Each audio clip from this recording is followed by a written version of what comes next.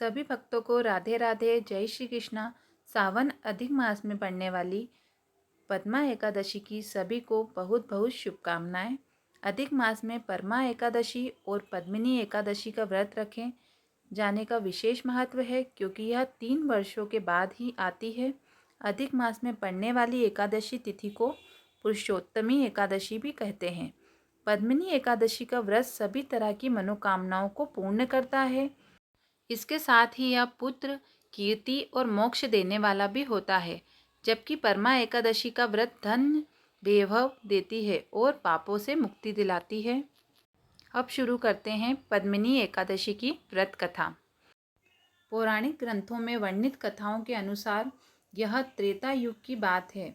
सबसे पहले भगवान श्री कृष्ण ने अर्जुन को पद्मिनी एकादशी की कथा सुनाई थी। कथा के अनुसार त्रेता युग में एक प्रजा प्रेमी राजा कृतवीर्य थे, जो निसंतान थे। राजा की कई रानियां थीं, लेकिन उन्हें पुत्र रत्न की प्राप्ति नहीं हो रही थी। पुत्र रत्न के लिए राजा ने अनेकों यज्ञ, हवन, पूजा पाठ और अनुष्ठान करवाए, लेकिन राजा की संतान प्राप्ति की इच्छा पूरी नहीं हुई। संतान प्राप्ति के लिए सभी प्रकार के प्रयास असफल होने पर राजा ने तपस्या करने का प्रण लिया। वे अपने राज्य का कार्यभार अपने काबिल मंत्रियों को सौंपकर अपनी प्रिय रानी पद्मिनी को लेकर गंधमादन पर्वत पर तपस्या करने चले गए। कठोर तपस्या के बाद भी राजा कृतवीर्य को पुत्र की प्राप्ति नहीं हुई। एक दिन गंधमादन पर्वत पर रानी पद्मिनी माता अनुसुईया से मिली। रानी पद्मिनी ने माता अनुसुईया को अपनी पीड़ा बताई। तब माता अनुसुईया ने रानी पद्मिनी को अधिक मास की शुक्ल पक्ष की एकादशी का व्रत करने का सुझाव दिया था। माता अनुसुईया ने बताया कि इस एकादशी व्रत के प्रभाव से सभी तरह की मनोकामनाएं अवश्य पूरी होती है। रानी पद्मिनी ने माता अनुसुईया द्वारा बताए गए व्रत का संकल्प लेकर विधि विधान से व्रत का पालन किया। रानी पद्मिनी ने निर्जल और निराहार रहकर अधिक मास की शुक्ल पक्ष की एकादशी का व्रत किया। रानी पद्मिनी की सच्ची भक्ति और सेवा भाव से प्रसन्न होकर भगवान विष्णु ने रानी पद्मिनी को पुत्रवती होने का वरदान दिया।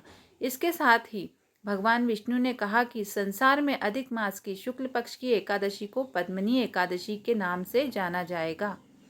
कुछ समय बाद रानी पद्मिनी गर्भवती हुई और अत्यंत ही तेजस्वी, बलशाली और योग्य पुत्र को जन्म दिया, जिसका नाम कृतवीर्य अर्जुन रखा गया। बड़े होकर कृतवीर्य बहुत ही कुशल राजा बने। बस तभी से पद्मिनी एकादशी की शुरुआत हुई। पद्मिनी को कमला एकादशी भी कहा जाता है। पद्मिनी एकादशी तब ही आती है जब व्रत का महीना अधिक हो जाता है। यह एकादशी अधिक मास में ही आती है। इस बार श्रावण मास में अधिक मास के माह भी जुड़ रहे हैं। यह एकादशी करने के लिए दशमी के दिन व्रत का आरंभ करके कांसे के पात्र में जो चावल आदि का भोजन करें तथा नमक न खाएं। इसका व्रत करने पर मनुष्य कीर्ति प्राप्त करते हैं, वैकुंठ को प्राप्त करते हैं। एकादशी की व्रत कथा सुनने से माँ लक्ष्मी और विष्णु भगवान की कृपा सदैव बनी रहती है।